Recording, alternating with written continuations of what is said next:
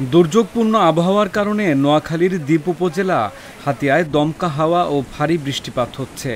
গতকাল বুধবার সন্ধ্যার পর থেকে শুরু হয়ে এই বৃষ্টিপাত সকালে পর্যন্ত অব্যাহত ছিল।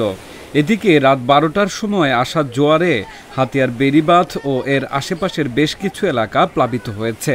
নলচিরা ঘাট এলাকার অনেকগুলো দোকান ভেসে গেছে ঢেউয়ের আঘাতে। এছাড়া দুর্যোগপূর্ণ আবহাওয়ার কারণে সব ধরনের নৌ যোগাযোগ বন্ধ করে দিয়েছে প্রশাসন। মঙ্গলবার সকালে উপজেলা প্রশাসনের পক্ষে ঘাটে গিয়ে নৌ পুলিশের সদস্যরা এই আদেশ দেন। এর ফলে বন্ধ রয়েছে উপজেলার নলচিরা ও চেয়ারম্যান রুটে যাত্রী পারাপার। অনেক ঢেউ দেওয়ার কারণে পানি হয়েছে বুক পর্যন্ত। এখন আমাদের দোকানদারি সব বাজারে গেছে, মালদান আমরা সব কিছু বার করি। এখন দোকানে আরেকটা রাখছি, দোকানে একটা রাখছি। ঢেউয়ের কারণে আমরা স্ট্রিট ফুডগুলো আমরা বর্তমানে খালের ভিতরে ঢুকে রাখছি, কিন্তু নদীর পরিস্থিতি অনেক খারাপ, ভয়াবহ অবস্থা। বেড়িবাঁধের বাইরে যে এগুলো আছে এগুলোর অবস্থা বেশি খারাপ। দোকানপাট বুক তোলা পানি হয়েছে, আমরা এই জায়গায় এখনো আছি। অন্যদিকে হাতিয়াতে সকাল থেকে আকাশ মেঘলা হয়ে অন্ধকার নেমে এসেছে।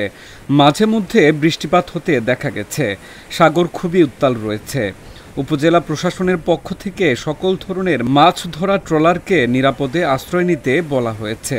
নদী খুব উত্তাল, আমরা এখান ঘাট থেকে দোকান থেকে মাল সামানা নিয়ে উপর দিকে চলে যেতেছি। ঘাটে আসছিলাম ওই পারে যাওয়ার জন্য, কিন্তু নদীর যে উত্তাল অবস্থা এই কারণে আমরা ওই পারে যাইতে পারতেছি না। এখন এই জন্য ঘাটে বসে রয়েছি। নদী যদি ভালো হয় অবস্থা তখন আমরা ওই পারে যাব।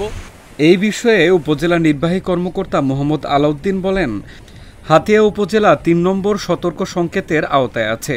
এই জন্য নৌ যোগাযোগ বন্ধ করে দেওয়া হয়েছে। আবহাওয়া স্বাভাবিক হওয়া পর্যন্ত এই আদেশ বলবৎ থাকবে।